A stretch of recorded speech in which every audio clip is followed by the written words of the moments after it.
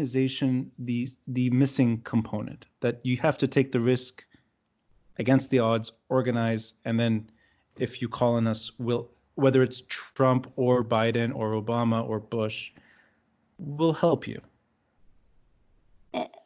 So it depends to a certain, the State Department and the Defense Department all operate under the president's policy and his strategy. So you can't have a president that, doesn't want to get involved, for example, in Syria, and then have his Secretary of State get involved in Syria somehow. So again, like the operating space is very narrow. It's it narrowly fits under the U.S. president, and his NSC, his National Security Council. The policy that comes out of the White House is the policy that, and those decisions can be hashed out. I mean, that's what you have cabinet meetings for, and you have, principals committee meetings, for example, which is where all the principals, the heads of the different departments meet, where they will have those discussions, where the State Department could say, look, I know that, we're not going to do X, Y, and Z in Syria, but I would like my team to meet with the opposition and provide them with this certain amount of assistance. And there's, it's a discussion. And then, of course, it all has to be approved by the White House. And then it happens. So it has a lot to do with personality. I mean, if you compare, for example, Secretary Kerry, when John Kerry was Secretary of State, I mean, he was very involved. He was very empathetic. He was very much on the side of, kind of people fighting for their dignity. And he was very much, the peacemaker, the negotiator.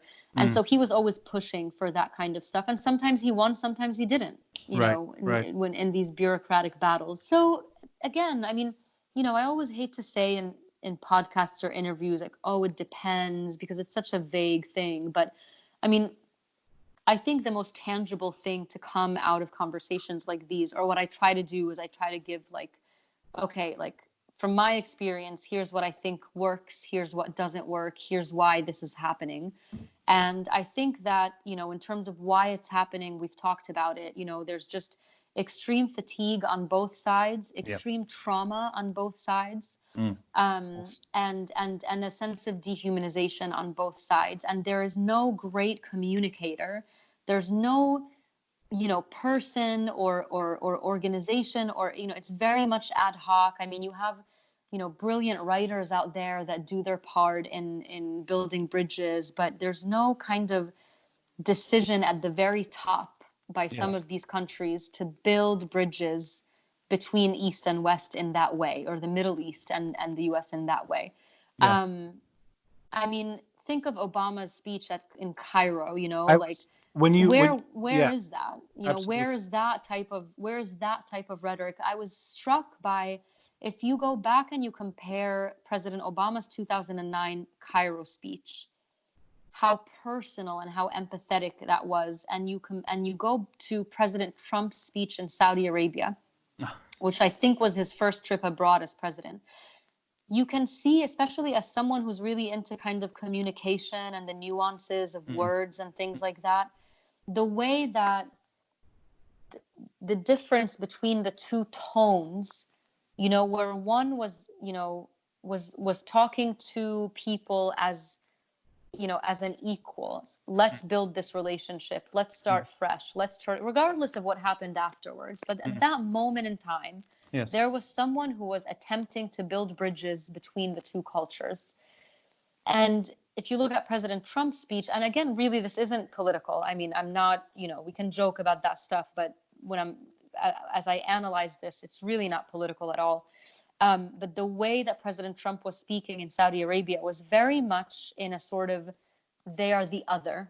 I want you guys to deal with those terrorists that are in your land, that come from your faith. It's just the nuances that I think, even if people don't get them explicitly, it has a sort of subliminal effect that is accentuated with, of course, actions, not just words. But so I think that, we really do, if we are going to move to a space moving forward where there's some kind of reset between the United States, the Middle East, although that sounds very general, but just to generalize, you have to have a couple of things. One thing is that you have to have a leader, leaders who of these nations who will come out and set the tone for the relationship and set the tone for that, that level of respect and humanity and equality and all of that stuff.